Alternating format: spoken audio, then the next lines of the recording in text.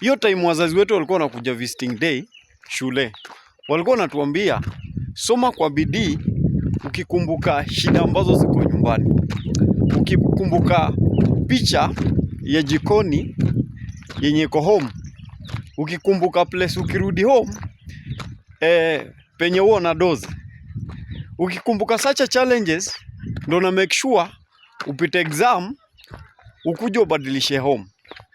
But now this is the thing. Saizi tunaomba wazazi wetu na Wakenya wote kwa ujumla ya kwamba tupike kura coming 2027 tukikumbuka challenges zenye ziko kwa Ministry of Health, ziko kwa Ministry of Education na the whole system of the government.